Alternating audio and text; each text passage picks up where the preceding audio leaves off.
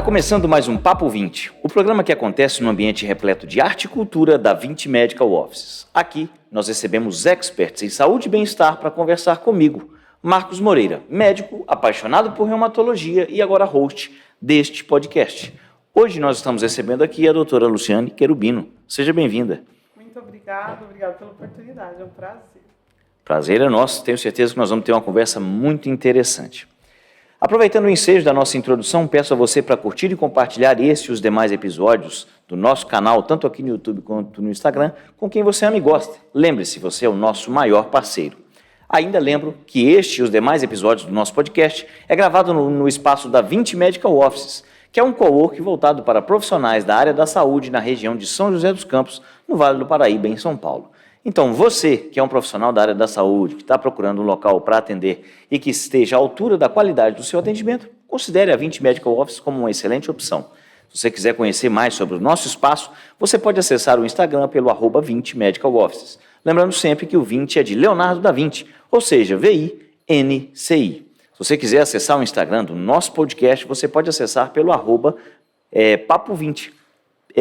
Lembrando sempre que 20 de Leonardo da Vinci, ou seja, VINCI.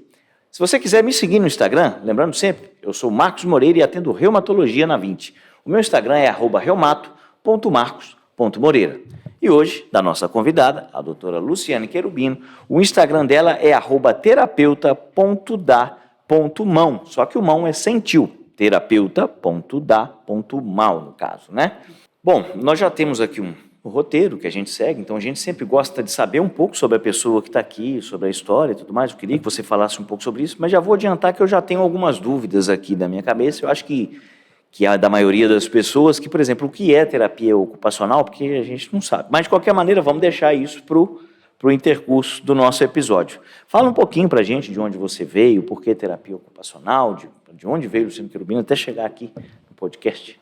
Tá ok. Eu sou de São José dos Campos mesmo e eu sempre gostei muito de pessoas. Eu sonhava que eu ia trabalhar ajudando pessoas. Eu gosto de ajudar, de ver pessoas realizadas, fazendo alguma coisa que deixou mais feliz. Sempre gostei disso. É de mim. E eu achava que eu sonhava em fazer psicologia, achava que, nossa, porque era a profissão que eu conhecia, que eu achava que podia ajudar as pessoas, né? No comportamento delas e tal. Fiz uma época de psicologia, fiz 3 anos. Na região onde eu fazia era voltado para aconselhamento genético, era na região de Araçatuba, onde eu morei uma época. Só que quando eu me mudei de volta para São José dos Campos, não era tão voltado para aconselhamento genético. Não era voltado à área, eu vim para a Unip e era diferente aí o transcorrer do curso. E esse aconselhamento genético é por causa de quem tem síndromes, coisas do tipo? Isso, era muito voltado para síndromes, né? Tipo, alguém descobre que alguém na família vai ter um bebê, vai ter uma síndrome e aí precisa do apoio. Sim. Entendi. Ou crianças que nascem com uma síndrome. E eu me formei, assim, na época que eu estudava, já tem 25 anos atrás, assim, as pessoas não falavam muito de cariótipo, não tinha essas coisas, né? Mas de aconselhamento genético. Mas isso para mim era lindo, até porque quando a pessoa tinha aquela criança com alguma deficiência, na região de Araçatuba, normalmente essas crianças eram guardadas dentro de casa, bem quietinhas. Então elas não tinham, e ainda acontece infelizmente em lugares mais remotos, onde a família tenta super proteger porque ela é diferente. E isso, para mim, me incomodava, porque eu sei que Deus não faz nada errado. Sim. Então, se alguém é diferente, ele tem algo especial nele, né? E eu queria que essa pessoa conseguisse realizar o máximo que fosse possível e que a família conseguisse lidar com aquilo. Tá, mas aí você falou que essa parte você não... Você queria fazer isso, mas aqui em São José não tinha... Não era voltado para o aconselhamento genético. Eu tenho um primo que é médico e ele me apresentou a terapia ocupacional. E eu não conhecia essa profissão, nunca tinha ouvido falar, mas já me interessei muito. É uma profissão apaixonante. E aí eu falei, gente, é isso que eu quero fazer. Aqui em São José, aqui na região só tinha na Univap, ou em São Paulo eu já era casada, tinha 2 crianças. Eu falei, vou fazer aqui mesmo, né? Fiz... E foi uma vivência muito bacana, porque na minha época na terapia ocupacional estava acontecendo uma transição assim, no curso, saindo um pouco da parte era muito de saúde mental, mas tinha algumas professoras muito voltadas para a área física também. Então, isso foi importante para a minha formação, porque você vai ver que vai ter muito terapeuta ocupacional que é mais voltado para a área de saúde mental. Sim. Porque é mais forte a profissão nessa área, a formação nessa área no Brasil, e a história da profissão começou muito com a questão da saúde mental, né? Dos pais psiquiátricos, da ocupação, do fazer como forma de tratamento terapêutico para ajudar a pessoa a ter uma rotina, a mudar aquele padrão de hospital psiquiátrico, depósito de gente, mas para um lugar que as pessoas faziam coisas e cuidavam de si mesmos, trabalhavam o autocuidado. Então, inicialmente, a profissão era muito voltada para isso. No começo do século, porque é uma profissão recente, aí ela já foi mais para a área, também, por conta da Segunda Guerra Mundial, principalmente, da adaptações de pessoas com ferimentos de guerra, com perdas de parte do corpo, né, de segmentos e protetização, e não era só por traumas psicológicos de guerra, mas eles queriam recolocar essas pessoas no mercado, é americana, né? Então você vê que nasceu nos Estados Unidos, é uma profissão que eles falam, a gente tem que a pessoa estar viva, vamos pôr ela para trabalhar, vamos produzir, né? Eu particularmente, parto do princípio da saúde física, mental, que a pessoa, quando ela realiza algo, ela fica muito mais satisfeita, né? Então, se ela sofreu uma perda, ela passa por um luto, seja uma perda de atividades que ela não consegue mais realizar e parece que o mundo acabou, que a vida acabou. Então, a terapia ocupacional ela pode ajudar muitas pessoas, seja alguém que teve a chegada de uma criança de uma forma inesperada na família, que tem alguma síndrome, e hoje a gente sabe que tem muitos recursos, então entra muito terapeuta ocupacional, por exemplo, para trabalhar com síndromes, com o desenvolvimento infantil, então trabalha muito junto com a psicologia também. Aí as pessoas confundem a terapia ocupacional, você é psicóloga? Não, sou TO, mas o que é TO? Então eu vivo me explicando. Hoje eu trabalho atualmente, então eu trabalhei, depois dessa formação eu trabalhei mais tempo, porque aí eu fui para consultório, tudo, mas eu fiquei, por não conhecerem a minha profissão, é muito difícil chegar os pacientes. E, por outro lado, surgiu uma oportunidade na Casa do Idoso, que é um equipamento social que tem aqui em São José dos Campos, e lá eu fiquei 6 anos na Vista Verde, na Casa Leste. E foi uma experiência linda. E aí eu via os idosos, eu falava, gente, e eu sou apaixonada por mão, sabe? Por ajudar a pessoa. E idosos, você percebe que eles vão tendo perdas por conta de doenças, né? E do modo que usou a mão, a senhorinha viveu água quente, água fria, esfrega a roupa, torce roupa, uma vida inteira. Às vezes eu brincava, eu falava assim, precisa de tanquinho? Ah, precisa de tanquinho. Mas ainda precisa escrever. Mas você vai tirar a roupa do tanquinho, é pesada. Ah, mas tem que ficar limpinho. A rotina, muitas vezes, do idoso, eles não mudam. E só que o corpinho, né, degenera, vai tendo perdas importantes.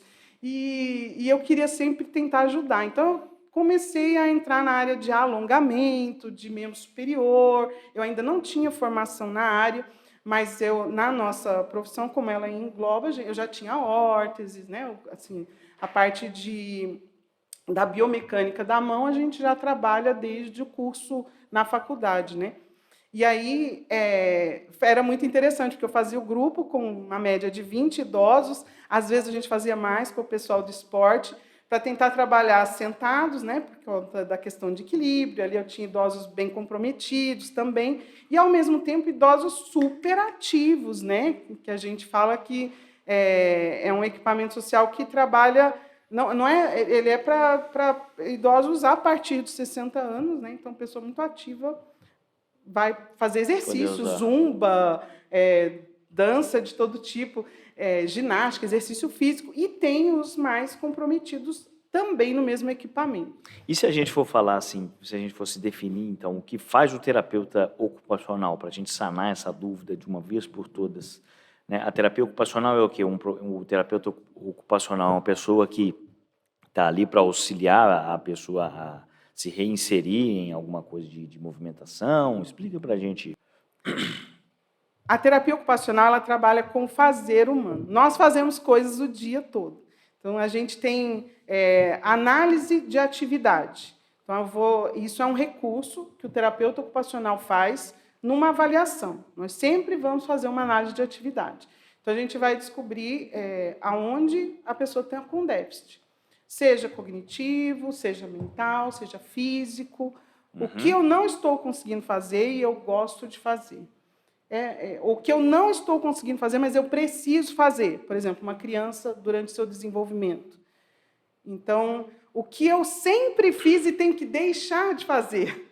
Um idoso... Para melhorar, no caso. Ou para melhorar, sempre para manter função, para estar em atividade com qualidade pelo maior tempo da minha vida. Então, para mim, a terapia ocupacional é isso, é trabalhar a função do meu corpo, da minha mente, está muito ligado quem eu sou, o que eu faço e como eu faço. Entendido. E o que eu quero fazer.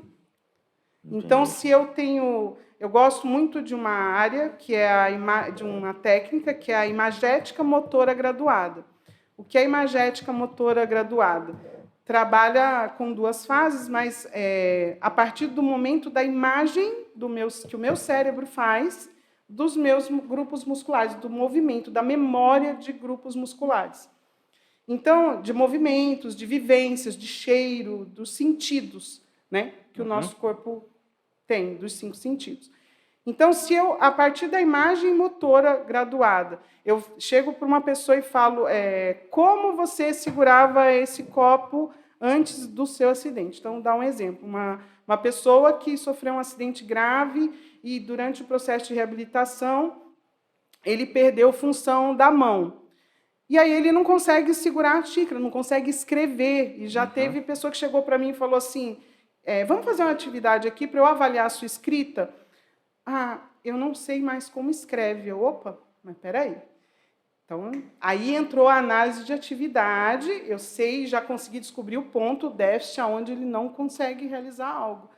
E, aí o que eu faço com a pessoa? Vamos fechar os olhos, esse lápis está aqui, eu quero que você alcance e pegue. De olho fechado. De olho fechado. Você vai se ver pegando esse lápis. Quantas vezes você já pegou esse lápis sua vida toda?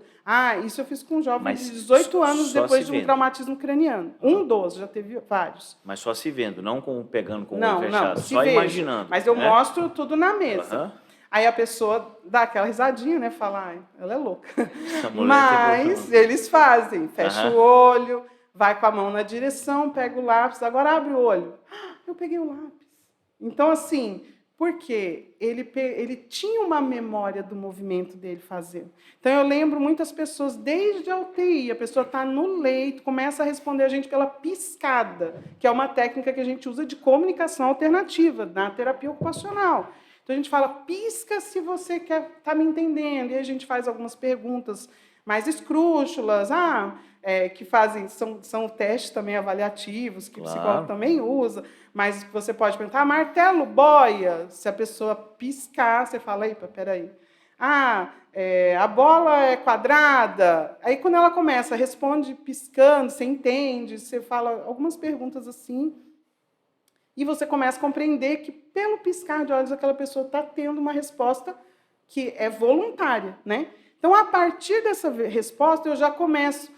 E a gente também trabalha pela análise de atividade, com a família, fazendo, no caso de uma pessoa, por exemplo, num leito hospitalar, né? Lá o comecinho, porque eu estou falando de imagem motora graduada, eu estou falando de memória de movimento.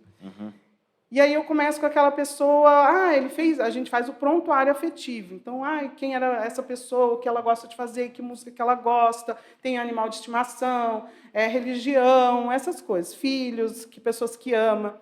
E, a partir do prontuário afetivo, a gente consegue que a equipe estimule essa pessoa por mais tempo durante o período mais grave de hospitalização. E a imagem motora vai acontecendo, porque ele, apesar de não estar podendo se movimentar, ele vai tendo, naquele ambiente hospitalar, sendo trazidas realidades de quem ele é como pessoa, né? Quem eu sou. A terapia ocupacional é muito individualizada. Então, quando eu estava na faculdade, era uma questão que eu perguntava muito, eu queria protocolos. Hoje é uma dificuldade que a gente tem com a área médica, porque eles querem protocolos. E a terapia ocupacional, não, a gente vai avaliar primeiro, cada indivíduo é um, e aí a gente vai escolher o que a gente vai usar com aquele paciente. E às vezes a gente vai usar mais de uma coisa. Então, a imagem motora, a pessoa começa a pensar. Então, esse paciente, por exemplo, teve um traumatismo craniano, comecei com ele lá na UTI, e com a imagem motora graduada. Olha, se lembre quando você empinava papagaio, um menino de 18 anos, quando você pisava na grama, eu sabia que ele andava descalço, jogava futebol, então eu ia trazendo. Lembra? A mãe às vezes contava um dia, um episódio específico, lembra tal dia? Vai naquele dia. E às vezes a pessoa fica emocionada, e é quando às vezes as pessoas falam, nossa, mas está mexendo muito. Tem toda uma equipe, tem os psicólogos para ajudar, graças a Deus, né? A gente não está sozinho. Mas o chorar faz parte. Eu falo, eu quero que você se lembre e lembre do que é bom. Traga à memória coisas boas. E se lembre fazendo, etapa por etapa. Então, eu trabalhei no Luci Montoro também, que é o centro de reabilitação aqui de São José, com lesados medulares também, entre outros, mas também pacientes neurológicos. E eu também sempre usei a imagem motora graduada. Se lembre de você pedalando para trabalhar controle de tronco. Ah, mas eu não sinto nada. Calma, daqui a pouco você começa a tocar na pessoa e ela sente onde você tocou e fala, peraí, você tocou aqui? Eu não sentia. E no caso, o lesionado medular, para que as pessoas entendam, só que eles vão perder a sensibilidade e vão perder a capacidade motora em alguns... Isso, são pessoas que às vezes sofreram um acidente automobilístico e perdeu o movimento da cintura para baixo. Só que como o nosso cérebro é uma caixinha de surpresas, por mais que tenha um diagnóstico fechado, eu respeito muito a área médica, mas eu vou na caixinha de surpresas. Eu não quero oferecer para a pessoa algo que ela não tenha, mas eu falo, olha, o cérebro é uma caixinha de surpresas. Vamos fazer as conexões? Os seus axônios, eu gosto de explicar que o nosso cérebro, sabe aquele desenho de uma árvore que tem raízes? Sim. Eu acho ele lindo, e aí eu sempre uso isso também. Da árvore da vida, né? Oi? É da árvore da vida que tem as... Que tem um monte de raiz, mas a árvore é um cérebro. Perfeito. Ah, já vi. Já viu? A árvore é um cérebro e as raízes é como se estivesse buscando as conexões. Perfeito. Então, é os nossos axônios buscando. Depois de um trauma, seja esse paciente que está lá no leito hospitalar, seja uma pessoa que está esquecendo movimentos por perdas graves de uma doença neurológica aí degenerativa, de perda de massa muscular, seja por traumas de lesões que atingem nervos, né? Uma lesão de plexo. Então, a pessoa perdeu movimentos porque aí fala, bateu a cabeça e não tem mais sensibilidade, perdeu o movimento. Mas eu ofereço, eu falo, qual que é a memória que a gente pode trazer disso, né? Vamos lembrar de quando você fazia. Quando a pessoa sai do hospital, da internação, então vamos voltar lá na imagem motora graduada, as pessoas olham e falam, por que ela está trabalhando isso com ele, né? Está entubado, quando vai fazer a extubação, está com, né? Vai tirar o tubo, para conseguir respirar e tudo, a pessoa agita. E aí ceda de novo. Quer dizer, dá a medicação de novo para acalmar, em outro momento a gente tenta. Só que se a pessoa já estava lá no começo, piscando para mim, eu já estava trabalhando com ela, lembra quando você respirava um ar bem gostoso, depois de um dia de chuva, e a pessoa, até a expressão do rosto muda, porque ela lembrou. Eu falei, lembra de aniversário? Você já soprou uma vela? Isso a gente tem que perguntar, nem todo mundo teve um bolo de aniversário. Mas, às vezes, a maioria das vezes teve, a pessoa lembra de quando assoprou. Então, daqui para frente, você vai passar por um processo para lembrar como respira, porque você precisa voltar a respirar. Por enquanto, sua respiração está sendo auxiliada de uma forma mecânica, por todo esse equipamento, mas você precisa lembrar como respira sozinho. E aí a gente usa a técnica da imagem motora graduada. Esse é um exemplo, então são memórias de movimento. Como que isso tudo me levou na mão? Então, desde a casa do idoso, que eu fazia os grupos, ali a gente atendia a pessoa com Alzheimer, perdendo a memória, a gente atendia pessoas com doenças reumatológicas, que usaram as mãos a vida inteira e usam, com alguma dificuldade de deformidades, né, nos dedos e muita dor, e a gente atende pessoas que estão ali para prevenir essas deformidades na mão. E ali naqueles grupos eu também trabalhava desde relaxamento da cintura, das costas, para liberar um pouquinho o ombro, para trabalhar sem tensão, até alongar a mão. E eu ainda brincava, encostar o polegar na mesa, né? Conseguir alongar para ter toda uma circulação, um alimento aí para o seu corpo. E isso foi me dando, eu vi a evolução deles em casos principalmente de doenças reumatológicas, né? Que a mão voltava a abrir melhor com os alongamentos que a gente fazia na mesa, a atenção, a socialização, eram grupos bem bacanas, ainda são realizados na casa do idoso. Mas aí isso foi me dando vontade de ir mais a fundo, assim, na mão, ir para a área hospitalar, porque até então eu não tinha ido para a área hospitalar. Eu trabalhava oficina de memória, e a oficina de memória eu já fazia o resgate da imagem motora graduada para ajudar idosos mais comprometidos a lembrar como faziam as coisas, a lembrar movimentos específicos que eles também já tinham esquecido. Então, quando a gente fala de terapia ocupacional, a gente não está falando só de colocar uma órtese, colocar um negócio para deixar a mão parada ou para ampliar o movimento. A gente está falando também de terapia ocupacional relacionada à memória, a sono, que você comentou com a gente. Tudo isso entra, então, no caso. Os 5 sentidos estão todos envolvidos. Porque se a pessoa já tem dor numa mão com deformidade, ela está bem acentuada a memória de dor. E aí, quando eu coloco a órtese na posição que a mão dela precisa estar, ela vai ter dor. Porque, às vezes, fica aquela briga, né? E, às vezes, já tem uma questão muscular, que aí entra o fortalecimento específico de grupos musculares, que é para chegar naquele padrão de movimento mais funcional. Porque até o grupo muscular, numa doença reumatológica, vai ficando mais enfraquecido, mais frágil. Então, a pessoa perde massa muscular, perde movimento, mesmo que ela não tenha tido uma questão neurológica. Às vezes vai comprimir um nervo, porque ali, naquela articulação, começou a pressionar um nervozinho, e aí ela vai ter uma memória de dor mais acentuada. Então, ela pode desenvolver, por exemplo, uma distrofia simpático-reflexa, que vai dar muito mais trabalho, porque a memória da dor vai estar lá o tempo inteiro, aquele nervo. Então, quando a gente alonga, quando a gente fortalece musculatura específica, pensando em função, o que você quer fazer? Eu quero, principalmente em doenças reumatológicas, voltar a fazer o meu tricô, o meu crochê. Vamos proteger essa articulação? Vamos colocar... Como é que protege a articulação? Espera aí, eu tenho uma articulação que faz ela dobra inteira, o meu dedo, mas espera aí, se eu ajudar ela a ela ficar mais... Se eu seguro ela, nossa, eu tenho menos dor. Então, a gente pode ajudar essa articulação fazendo um enfaixamento, seja com uma bandagem elástica, uma bandagem rígida. No meu trabalho de conclusão de curso no curso na formação em membros superiores, em reabilitação de membros superiores, de mão, ombro e cotovelo, foi em bandagens, todo tipo de bandagem. Então, eu queria entender a função das bandagens, como proteção articular, como ativar grupos musculares. Então, aí você olha e fala, não, ela é fisioterapeuta? Não, não sou fisioterapeuta. Eu quero que ela faça uma função, e a bandagem vai proteger essa articulação. Ah, mas tal bandagem dá alergia, tal bandagem a pessoa não se adapta. Então, aí vem N recursos que a gente vai fazer.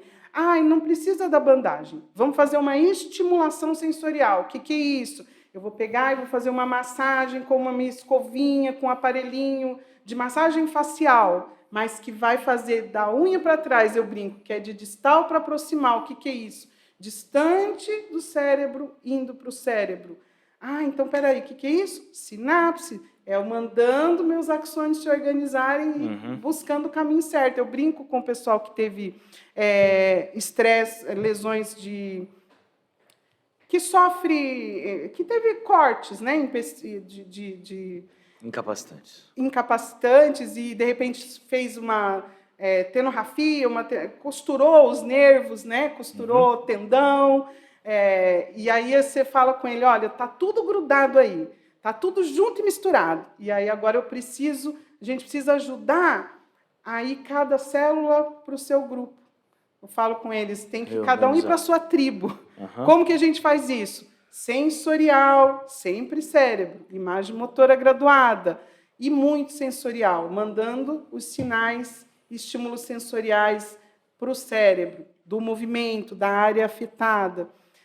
Enquanto a gente libera aderências cicatriciais. Uhum. Então, nossa, mas ela faz massagem? Faço massagem cicatricial de um pós-cirúrgico, porque senão fica todo mundo junto, misturado. Entendi. E aí, como que aquele nervo manda sinal para o meu cérebro se ele está tendo É o fio desencapado, né? Então, é por isso que eu falo, eu me apaixonei, eu amo mão, reabilitação pós-cirúrgica de mão, pessoa que teve perda mesmo de segmento, de uma parte do dedo, uma parte da mão, manter função, conseguir se adaptar. Espera aí, o que teve de resíduo? Perdeu o polegar, mas calma, ainda tem... Vamos ver o que dá para a gente adaptar aqui na função? A gente já teve pacientes que perdeu uma parte importante do polegar e depois voltou a cortar cabelo. Às vezes a gente vai adaptar uma tesoura, porque a pessoa era cabeleireira. Sim. Depois de 2, 3 anos de um processo de reabilitação. Isso é interessante, porque além de fazer a melhora funcional do próprio membro, você também auxilia nessa parte de adaptação de ferramental para a função. Isso é aí que entra o curso de tecnologia assistiva, que também foi uma área que eu fiz a formação, mas que também é uma área de domínio que a terapia ocupacional vai bastante. Seja todo o equipamento que possa externo que possa ajudar a dar assistência para que alguém realize uma função, né, de um segmento corporal. Seja um óculos, né, que a gente olha e fala, mas espera aí, como que eu posso adaptar para segurar o óculos? São ideias simples, né? Mas tudo que a pessoa perdeu a orelha, eu preciso dar um óculos para ela, tem que ter o óculos que vai encaixar. Como é que eu vou adaptar? Perfeito. Exatamente. Essa pessoa precisa usar óculos mesmo sem ter a orelha. Peraí, o que a gente faz? Aí a gente pode usar o recurso da tecnologia assistiva. Eu já ouvi um terapeuta ocupacional falando uma coisa que eu achei bem interessante, que a gente trabalha com coisas muito simples. Quem entra no hospital regional, se for na sala de terapia ocupacional, vai ver colchão piramidal, termoplástico, que é um equipamento, assim, uma placa onde a gente faz as órteses, velcros, buchinhas, elásticos, bolinhas, mas nem é tanto o que a gente usa, mas vão ver equipamentos que vão olhar e vão falar assim, gente, para quê? EVA, tipos diferentes de EVA. Para que esse povo usa isso? Né? As moças que limpam a nossa sala falam, gente, que sala confusa, porque tem de tudo aqui. E realmente, a gente pensa em função, em movimento, em adaptação o tempo inteiro. E como eu falei, e lá, por exemplo, no Hospital Regional, a gente atende em grupo. E cada pessoa tem um caso diferente, por mais que a gente queira combinar grupos de diagnósticos, né, específicos. Mas o que eu faço com um diagnóstico que eu tenho e o que outra pessoa faz é diferente. A minha rotina não é igual à do outro. Por isso que é terapia ocupacional. O indivíduo é diferente. Eu não sou igual ao outro. Então, pode ter 3 homens, os 3 ser corintianos, vai ter hábitos, vai ter com diferenças em algo que eles fazem. Então, não, por isso que eu falo que a terapia ocupacional é muito difícil para muita gente entender, porque a gente não tem, não é que não tem, nós não usamos um protocolo único. Às vezes eu vou usar a imagem motora graduada, às vezes, o que eu posso dizer, eu como terapeuta ocupacional, Luciane, que eu vou trabalhar com uma linha de cuidado que chama terapia centrada no cliente, sempre. O que o meu cliente quer realizar, qual é o déficit a partir da análise de atividade, o que ele não consegue fazer, por que não consegue fazer, como eu posso adaptar isso.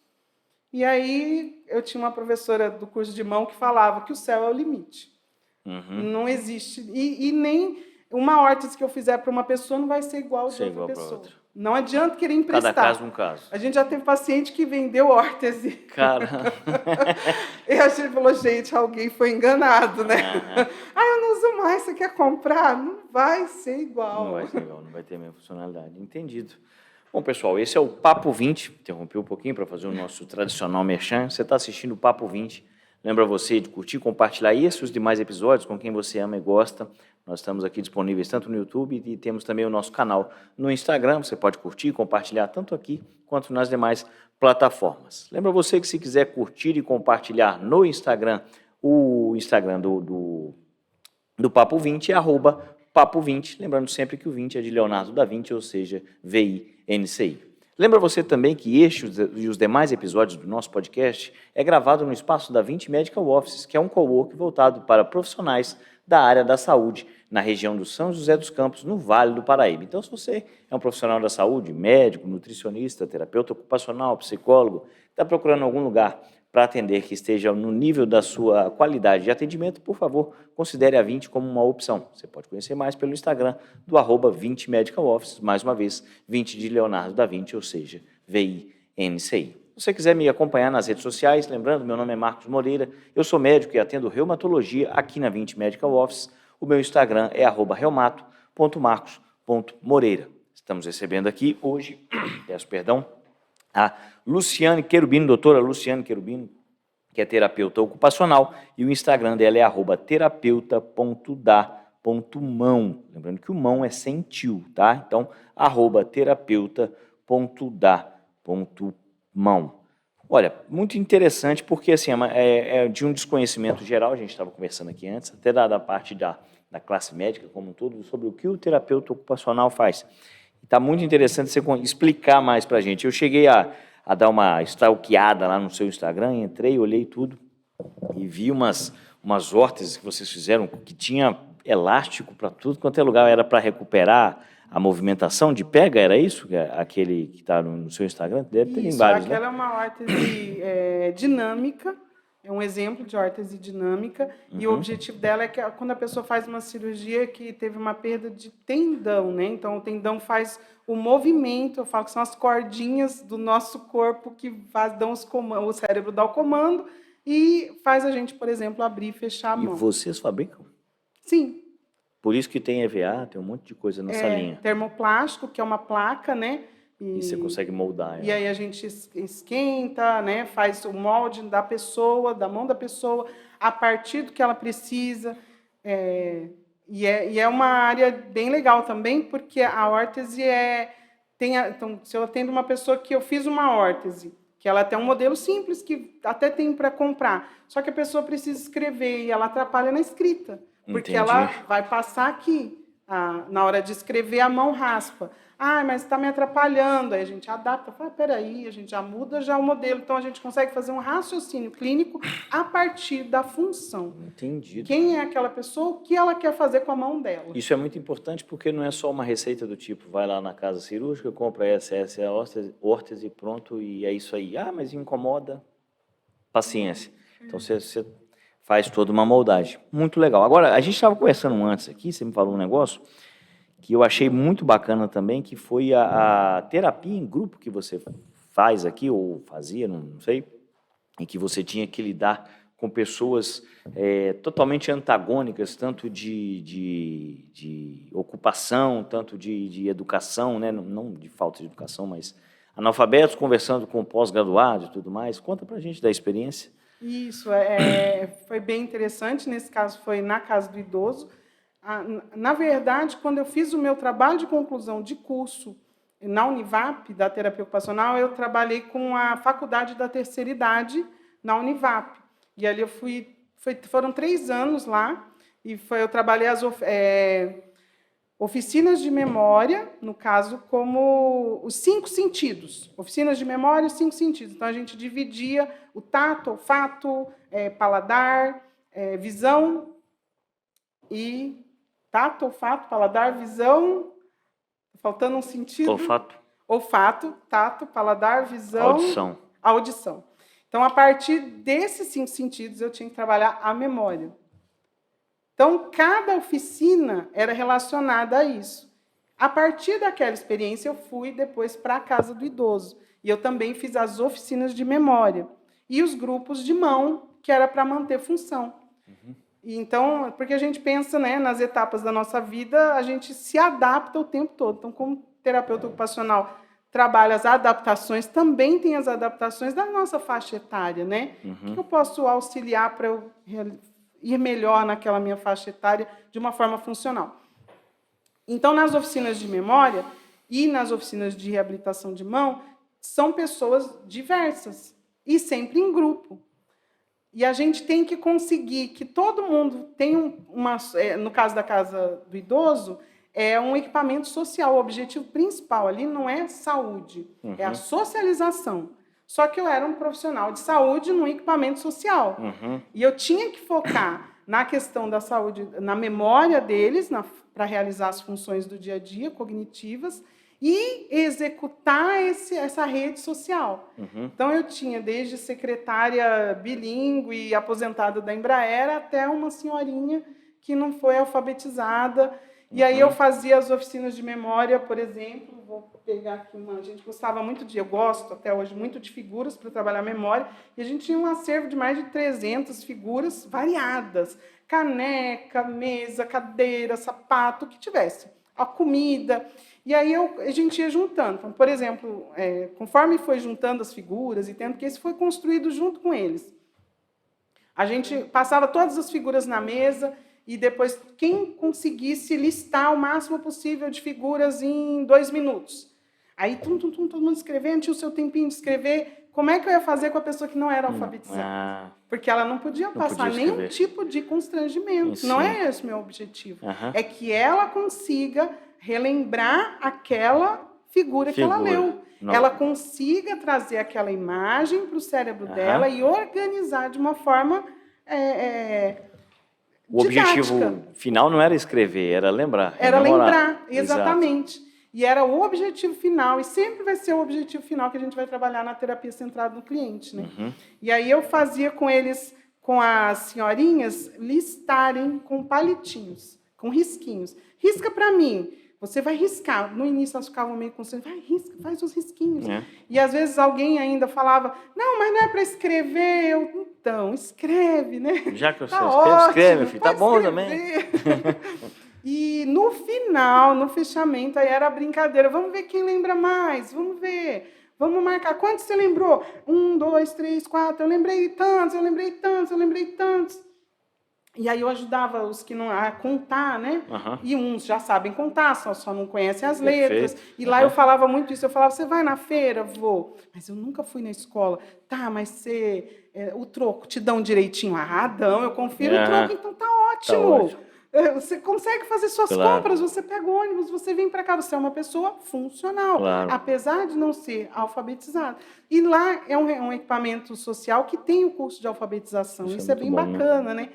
Mas eles, mesmo sem estar alfabetizados naquele momento, eles participavam dos grupos e, no final, todo mundo meio que conseguia ter trocas, porque tinha momentos que eu pedia para falar, né? Olha, eu quero que você fale tudo que você lembrou. E, às vezes, aquele que falou, puxa, ele fez risquinho, podia ser qualquer coisa. Mas aí a pessoa começa, lápis, caneca, árvore. E aí os outros olham e falam, ele lembra. Mas, nossa, lembra até da posição eu não dava nada para aquela pessoa e ela lembra. Então, ela é uma pessoa inteligente, então eu posso conversar com ela. Gente, era assim, visível como que aquilo aproximava pessoas. Uma quebra de paradigma. Poxa, deve ter sido muito interessante. É muito, muito lindo. Muito interessante. E nos grupos também, hoje que a gente faz de reabilitação de mão ou neurológico que tem no hospital onde eu trabalho, e a gente também procura fazer isso o tempo todo. As histórias de vida, assim, para que haja, né, a gente consiga manter uma troca social ali. E faz parte. No curso de terapia ocupacional, a gente estuda muito também essa questão social. Então, é um curso que tem uma grade curricular muito ampla, porque o ser humano, a ocupação dele está em sair de casa também, está em se socializar também. Não está só em fazer coisas. Entende? Entendido perfeitamente. Bom, agora falando um pouquinho, puxando para a parte da reumato, eu sei que você falou um pouquinho aí, mas uma questão muito recorrente é o desvio ulnar que acontece em algumas patologias quando a mãozinha vai ficando, né, um pouquinho tortinha assim para a região lateral. E uma das grandes dúvidas que as pessoas trazem no consultório é sempre quando o diagnóstico já é um pouco tardio, a pessoa já tem a doença de longa data e já está com o desvio, existe sempre a pergunta, não volta a ser o que era? Então, a resposta que eu dou sempre é, olha, voltar 100% não volta, mas a gente consegue ter uma melhora de funcionalidade, exatamente. E aí, nesse caso, como pacientes que têm essa dificuldade, tanto por degeneração muscular e óssea, pela atrofia do músculo e pela degeneração causada pela artrite, você trabalha toda essa parte também de imagética, de órtese? Como que é a condução disso? Sim. Porque a pessoa, normalmente ela também vai querer, já faz a rotina dela do mesmo jeito o tempo todo, não é? Só que ela entrou com uma medicação que agora está desinflamado, ela já não sente dor, então ela consegue fazer mais coisas. Entendido. Só que aí ele vai fazer mais coisas da forma que ele fazia antes. Exato. Só que a musculatura que está mais fraca perde para mais forte, né? Certo. Então tem um paciente que falava que minha mão está dando seta para a direita. É isso mesmo. Eu falava, ele era motorista, né? Então a gente brinca o tempo todo na terapia, gente. É uma coisa leve, graças a Deus é muito leve. E a gente lida com assuntos delicados, mas que consegue deixar leve. Isso é muito importante, né? E essa é uma razão porque eu escolhi, inclusive, o ambiente da Vinci para meus atendimentos individuais. Porque por mais que eu vou ter 1 hora só com o paciente, não é em grupo, aqui o ambiente traz muito isso, sabe? Traz leveza. Isso, para mim, foi muito significativo na escolha de estar atendendo aqui. Mas a pessoa que coloca... entrou com a medicação, ela melhorou. E aí ela vai continuar. Ai, eu estou sem dor, deixa eu fazer meu tricô. Ai, eu estou sem dor, deixa eu aproveitar. E aí, de repente, volta. Aí o médico tem que aumentar a dose de medicação.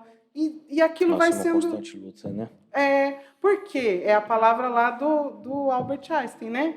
Fazer as mesmas coisas do mesmo jeito e querer resultados diferentes. A ocupação vai ter que mudar. Mas eu não quero parar de costurar, de fazer meu bordado, de mexer com as minhas ferramentas, trocar o pneu do meu carro. Eu não sei, pode ser um homem, pode ser uma mulher, mas a atividade vai ter que ser adaptada.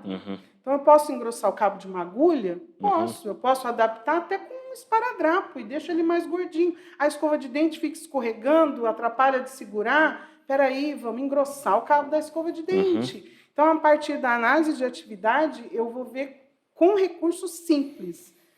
Lá no hospital, eles às vezes ligam e falam, você usa tudo isso de esparadrapo? Usa, filho, pode mandar que a gente usa. Até esparadrapo. Vou dar um exemplo aqui, e não vou usar nomes, porque eu também não quero, né, expor a indústria, nem nada do tipo, mas tem uma medicação que foi lançada para pessoas com artrite reumatoide e que depois de um tempo descobriu-se que ela tinha uma baixa adesão em uma classe de pacientes, porque as pessoas não conseguiam abrir o pote do remédio. Oh, meu Deus.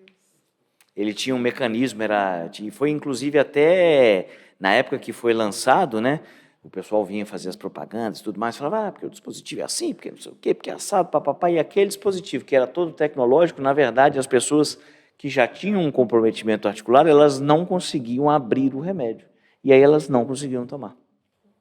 E aí descobriu-se isso depois de muito tempo, que começou-se a perceber que os pacientes que utilizavam aquelas medicações não melhoravam, né? Não melhoravam, aí os representantes comerciais, poxa, mas está com baixa adesão. Eu falei, olha, eu dou e o paciente não melhora. Depois foi se descobrir que era por causa disso.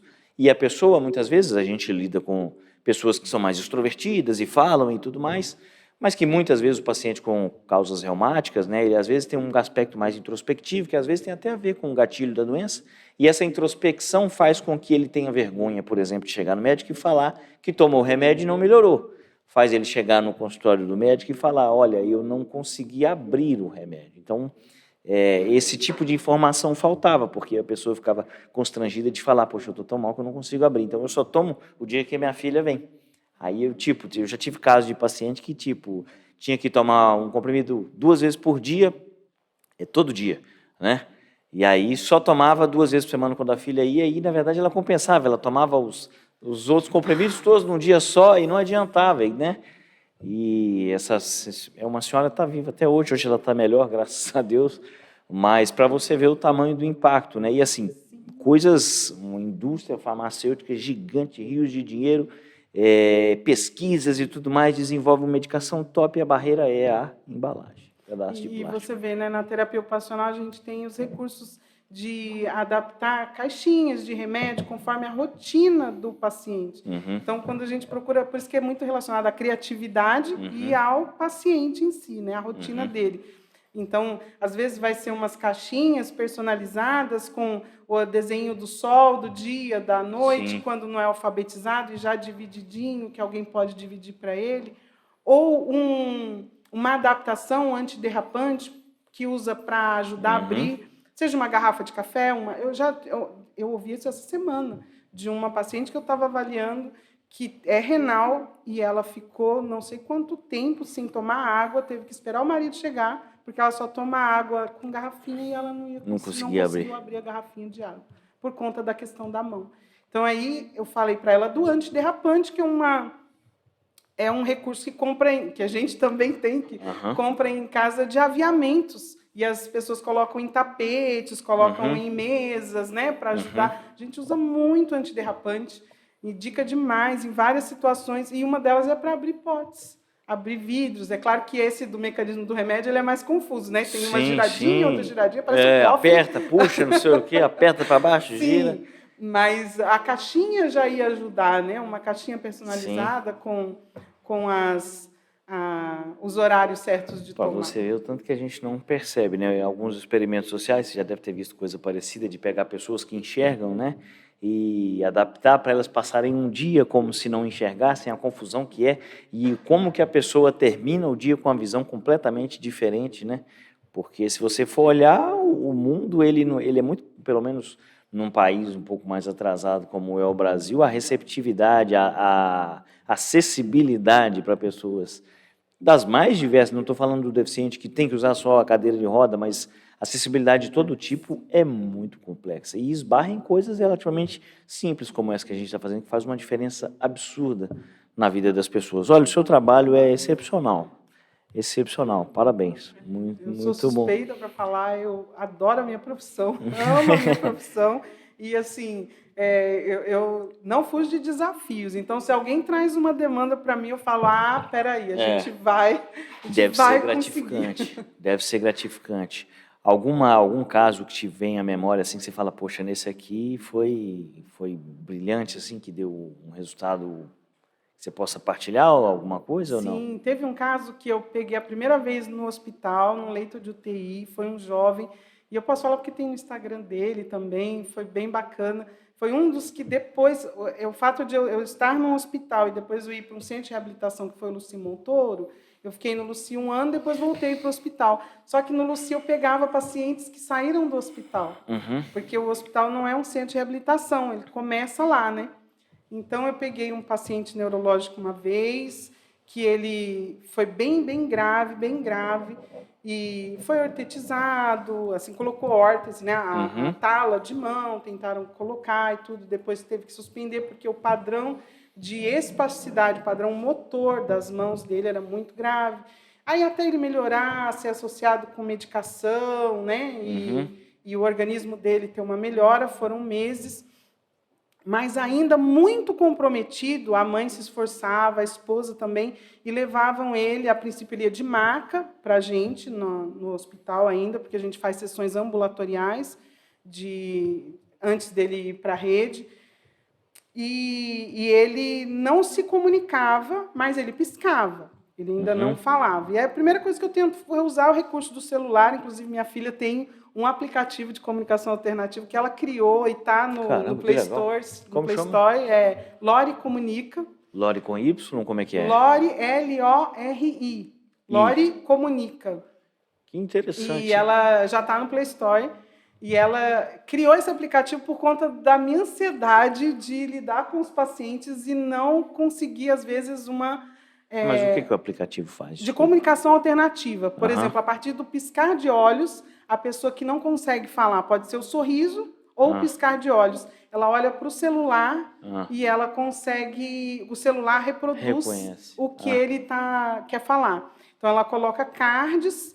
Então, isso na terapia ocupacional, na fonoaudiologia, é bem conhecido como que usa muito a comunicação alternativa, principalmente para crianças autistas. Mas dentro do ambiente hospitalar, é muito difícil uma pessoa... Eu falo isso para as mulheres, né? Eu falo, gente, olha, quando a gente está conversando, quando a pessoa já está melhor, piscando, já está mais leve, já criou um vínculo, às vezes eu ainda consigo... A gente brinca, né? E eu falo, é difícil não falar, né? Ainda mais mulher, né? A pessoa pisca mesmo, porque para nós é muito difícil a gente não falar. E quando você perde por conta de uma tráqueo, te limita mais ainda, porque você quer falar que tem alguma coisa te incomodando, você não pode. Você quer perguntar de um familiar, você não pode. Você está restrito a um leito hospitalar sem poder pedir nada, né? Falar nada. Então, quando eu ia atender e tentar fazer qualquer estimulação com o paciente, era muito difícil. Aí a minha filha, o nome dela é Joyce, ela fazia ciências da computação. Aí o projeto dela na faculdade, na época, foi esse. Ela falou, não, eu vou te ajudar. E aí ela fez um aplicativo que fica no celular, mas que não desconfigura o celular. Porque o que acontece, tem muitos aplicativos, mas deixam o celular muito pesado.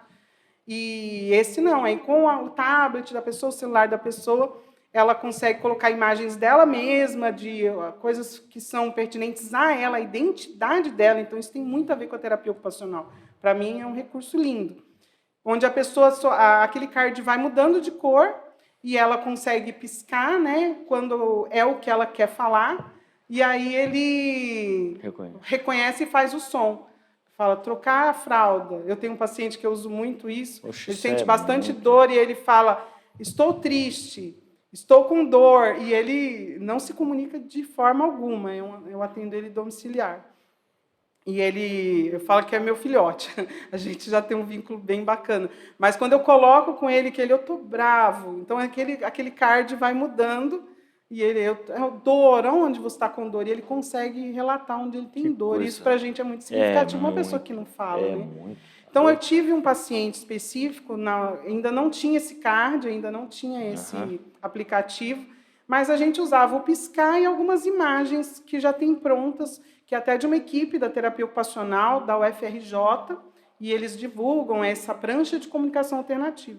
E eu tentava usar com esse rapaz, de alguma forma, alguma coisa ele conseguia falar, e depois tentava o celular, a partir, não de piscada, mas ele já conseguia acionar o celular com algum movimento que ele tinha da mão. Só que eles não tinham muito recurso, só tinham um celular, ok. Eu peguei ele, a mãe trazia, a gente tentou fazer várias técnicas de relaxamento para esse padrão, mas que sem a medicação adequada, pouco a gente caminha, né? Mas quando eu peguei ele de volta, por acaso, no Luci Montoro, eu fiquei um tempo sem vê-lo, a gente atendeu foi bastante tempo no hospital, ele já estava conseguindo se sentar, já estava conseguindo movimentar um pouco o braço, que a gente faz bastante trabalho na mesa, em plano escapular, então a gente fala que é no plano da mesa, o trabalho. Na mesa a gente faz muitas coisas, né? A gente come, a gente conversa, a gente escreve, a gente faz muito numa mesa. Então, ele já estava nessa fase, conseguindo alguma coisa com um dos braços na mesa, mas muita dificuldade de manter o corpo reto, que é a propriocepção. Então, era muita imagem motora graduada, muita memória de movimento. Às vezes, alguém podia olhar e falar assim, nossa, mas você só está fazendo ele lembrar. Sim. Quando eu peguei ele no Luci Montoro, ele veio andando. Caramba! Ele veio andando, uma mão muito comprometida era o que ele veio mais cuidar, equilíbrio, a marcha. Na verdade, ele veio de cadeira de roda, mas ele já estava fazendo treino de marcha, de caminhada. E eu ainda brinquei com ele. Eu falei, você se lembra de mim lá no hospital? Porque a mãe dele fez questão de vir mostrar ele, falar comigo. E aí ele falou, claro que eu lembro, você ficava me fazendo lembrar as coisas. Como não lembrar de você, Como né? não lembrar, né? E aí a mãe mostrava, olha ele dançando, já depois, cada evolução dele ela mostrava, olha ele dançando, olha ele isso, olha ele aquilo, porque a gente acompanha por um tempo.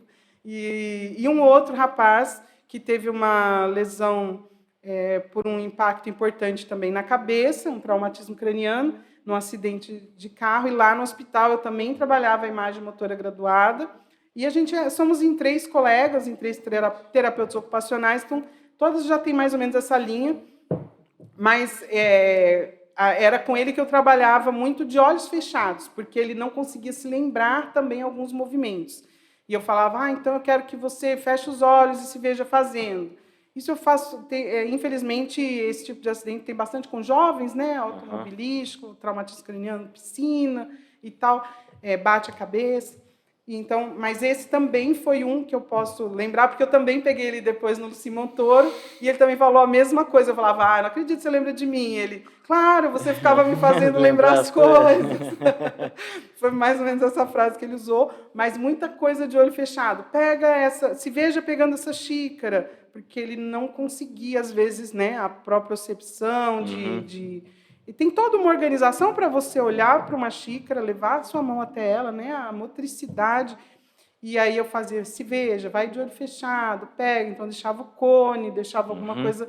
E de olho fechado a pessoa fazia, o pai filmava. Aí ele, nossa, eu consegui fazer. E aí, depois no Luci Montoro também, ele já estava super bem. E foi bem legal saber que eu ajudei um pouquinho desde com certeza. a internação. Muito bacana. Muito bacana mesmo o que você faz. Deve ser muito recompensador ver a progressão das pessoas. É maravilhoso. Então, eu me lembro daquela menininha que gostava de ver as pessoas felizes e queria ajudar, e isso, para mim, não tem preço. É até uma dificuldade que eu tenho, porque não consigo pôr preço no meu trabalho. É muito difícil. Você realmente quer ver a pessoa fazendo as coisas. É muito bom. Poxa, que bom. Uma pessoa de coração bom, né? Pessoa de coração bom. E que bom que você está aqui com a gente na 20, fez o merchan para o João ficou feliz ali na hora da... É isso, uma pena que a gente está chegando para o final. Saiba que, assim, pessoas como você, com um trabalho importante, não muito óbvio, por ajudar as pessoas, por fazê-las progredirem e por serem reinseridas na sociedade, né? Mas também por vir aqui explicar para a gente, porque, como dito no princípio e durante o episódio também, ainda existe uma dúvida muito grande sobre o que é a terapia ocupacional, o que faz o terapeuta ocupacional, e esse episódio serviu para mostrar para a gente o quão grande e o quão importante é a sua profissão, a sua área. Muito bom, parabéns. Pessoal, nós estamos nos direcionando já para o final do nosso episódio. Lembra você que esse é o Papo 20, a gente tem episódios aqui no YouTube, sempre às quintas-feiras. Se você quiser seguir o nosso Instagram, você pode segui-lo pelo @papo20. Lembro sempre, o 20 é de Leonardo da Vinci, ou seja, VINCI. Lembrando também que este e os demais episódios do nosso podcast é gravado no espaço da 20 Medical Offices, que é um coworking voltado para profissionais da área da saúde, aqui na região de São José dos Campos, no Vale do Paraíba. Então, se você é um profissional da área da saúde, seja médico, terapeuta ocupacional, psicólogo, nutricionista, enfim, profissionais da área da saúde, e que está procurando um local que tenha qualidade para você atender, que seja num ambiente bacana, como é o que você está vendo aqui, cogite a 20. Nós temos diversos consultórios, salas específicas para o atendimento voltado para a parte de psicologia, sala de procedimento, com maca que sobe e desce. Enfim, se você tem um atendimento de qualidade, é profissional da área da saúde, cogite vir aqui conhecer, faça uma visita, eu tenho certeza que você vai gostar bastante. E você pode conhecer o espaço pelo @20 Medical Offices. Lembrando mais uma vez que o 20 é de Leonardo da Vinci. Se você tiver interesse em me seguir no Instagram, ficarei extremamente lisonjeado com isso. Meu nome é Marcos Moreira, eu sou médico e também atendo reumatologia aqui na 20. E você pode me seguir pelo Instagram, @reumato.marcos.moreira. O da nossa convidada, que é a doutora Luciana Querubino, é @terapeuta.da.mão. Lembrando que o mão não tem tio, então é @terapeuta.da.mão. E a filha dela fez um aplicativo, né, para comunicação. Como é que é? Comunicação o quê? Alternativa. Comunicação alternativa, chamado Lori Comunica. Lembrando que o Lori é com I, ou seja, Lori Comunica. Você pode encontrar nas lojas de aplicativos. No Play Store. Excepcional. Bom, a gente está encaminhando para o final, a gente sempre chega no nosso rito aqui, pede para os nossos convidados uma tarefa bastante ingrata, que é tentar se resumir, né? Quem é em não mais do que 2 minutos. Eu vou lançar esse desafio para você também. Quem é Luciane Querubino em menos de 2 minutos, por favor? Luciane Querubino é uma... Eu, como pessoa, eu descobri que eu sou uma filha de Deus muito amada, e eu sou muito privilegiada por tanto amor, e eu acho que é por isso que eu consigo pedir a Deus, assim, para amar também as pessoas igual Ele me ama. Eu acho que eu sou isso, alguém que quer amar as pessoas igual Deus tem mostrado que me ama. Acho que é isso. Puxa, muito bom. Muito menos do que 2 minutos e muito profundo, acho que foi o mais profundo até agora. Prazer tê-la aqui, espero que a gente se veja mais vezes, como nós nos vemos aqui nos corredores da 20, e quem havendo a oportunidade da gente falar sobre terapia ocupacional, tenho certeza que a chamaremos para vir aqui iluminá-los com seu conhecimento. A gente sempre termina com uma frasezinha de efeito, às vezes uma frasezinha mais bonitinha, outras vezes mais engraçadinha. E hoje nós vamos com uma frase de Robert Heinlein, que é um escritor americano. Frase simples, mas muito impactante. Qualquer coisa gratuita vale o que você paga por ela. Ou seja, nada. É isso. Pessoal, esse foi o Papo 20. Lembrando a vocês que nós sempre temos episódios novos às quintas-feiras, às 8 horas da noite, aqui no YouTube. Você pode nos seguir no Instagram, no YouTube também, e divulgar esse e os demais episódios com quem você ama e gosta. Muito obrigado pela sua audiência. Até a próxima. Valeu!